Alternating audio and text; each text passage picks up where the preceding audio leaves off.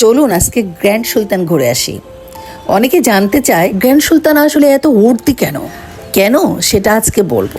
গিয়েছিলাম শ্রীমঙ্গল এবং আপনাদের ফার্স্ট পার্ট শেয়ার করেছি। সেকেন্ড ডেতে কোথায় ছিলাম সেই গল্প আজকে বলবো আপনাদের সাথে। আসলে অনেকেই জানতে চায় গ্র্যান্ড সুলতান কেন এত টাকা নেয়, এক রাতের জন্য কোনো রিসোর্ট কি এত টাকা রিজার্ভ করে? যদি বলি এর উত্তর অবশ্যই হ্যাঁ। কারণ হচ্ছে যদি আপনি একবার যান ওখানে, আপনার মনে হবে যে ঠিক আছে, আপনি যে টাকাটা ব্যয় করেছেন এই টাকাটা আসলে আপনি ঠিক কাজেই ব্যয় করেছেন। এবং এর লবি থেকে শুরু করে আপনার আউটডোর ইনডোর যত জায়গা আছে আসলেই দেখার মতো জায়গাটা। রুমে ঢুকেই দেখি দুটো কিং সাইজের বেড এবং বাথটাব সাথে আছে। আমার তো খুবই ভালো লাগলো রুমটা দেখে। ওখানে কিছু এক্সেসরিজ ছিল যেটা হচ্ছে ইউজ করার জন্য, সাথে ফ্রুটসও ছিল, খুব ভালো লাগলো।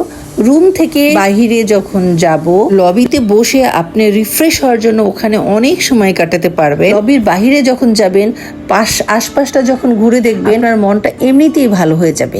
আপনি যখন গ্র্যান্ড সুলতানে থাকবেন, আপনার কিন্তু ওখান থেকে বাহিরে ঘুরতে যাবার আর দরকার হবে না। আপনি যদি 1 নাইট বা 2 নাইট থাকেন, আপনি কিন্তু অনায়াসেই 2টা দিন ওখানেই পার করে দিতে পারবেন। কারণ ওদের সুইমিং পুলটা এত বড়, ওখানে কিডসের জন্যই 2-3টা সুইমিং পুল আছে, জ্যাকুজি আছে, এবং হচ্ছে বড়দের জন্য 2-3টা সুইমিং পুল আছে। অনেক মানুষ একসাথে গ্যাদারিং হলেও ওখানে সবাই রিল্যাক্সে সুইমিং করতে পারে। জায়গাটা এত বিশাল এবং হচ্ছে এত সুন্দর যে মনে হবে প্রকৃতি আপনাকে হাতছানি দিয়ে ডাকছে, কাছে আয় কাছে আয়। যাই হোক, আমার পুরো জায়গাটা দেখে ভালো লেগেছে, আপনাদের সাথে শেয়ার করলাম।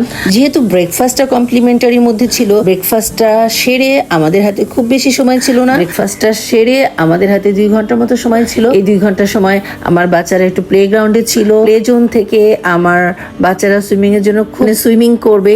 তো যাই হোক, ওই সময় আমরা সুইমিং না করিয়ে আমরা টুকটাক আবার একটু ঘোরাঘুরি করে 12টায় চেক আউট করি, কারণ 12টায় চেক আউটের সময়, এবং এই সময়ের মধ্যে আপনারা চেক আউট করে ফেলবেন। আর একটা জিনিস, যদি হচ্ছে আপনাদের 3টা 4টা বা 5টা পর্যন্ত থাকতে হয়, আপনাদের লাগেজগুলো লবিতে রেখে আপনারা আশেপাশে সব জায়গায় ঘোরাঘুরি করতে পারবেন। লাঞ্চ করার জন্য ভেতরেও করতে পারেন এবং ওটার বাহিরে যেও করতে পারেন। কারণ অনেকে চিন্তা করে যে শ্রীমঙ্গলে যাচ্ছি বা বাহিরে কোথাও যাচ্ছি, কোথায় লাঞ্চ করব, কোথায় খাওয়া দাওয়া করব। রিসোর্টের ভেতরেও ব্যবস্থা আছে, এবং ওটা থেকে যদি কেউ ভেতরে না করতে চায়, একদম গেটের বাহিরে আপনাদের ব্যবস্থা আছে। অনেক রেস্টুরেন্ট আছে, ছোট ছোট রেস্টুরেন্টগুলো আছে, ওখানে আপনি সব ধরনের খাবার পেয়ে যাবেন। এটা আগের মতো আর সেই ব্যবস্থা নেই যে খাবার পেতে সমস্যা বা এরকম কোনো কিছু। এখন খাবার দাবার অ্যাভেলেবেল পাওয়া যায়। আর যারা গাড়ি নিয়ে যাবেন তাদের জন্য পার্কিং এর সুব্যবস্থা আছে। অনেক কাটছাট করেছি, তারপরে ভিডিওটা অনেক বড় হয়ে যাচ্ছে। আপনাদের সুবিধার্থে ভিডিওটা বড় রাখলাম, দেখতে থাকুন, সাথে থাকুন।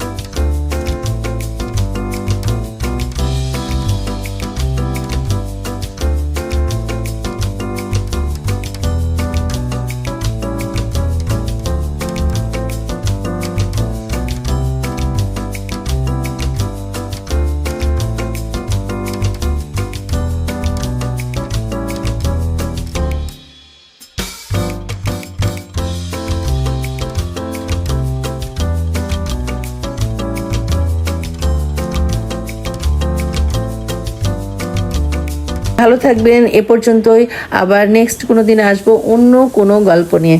তো এ পর্যন্তই, টাটা, বাই বাই।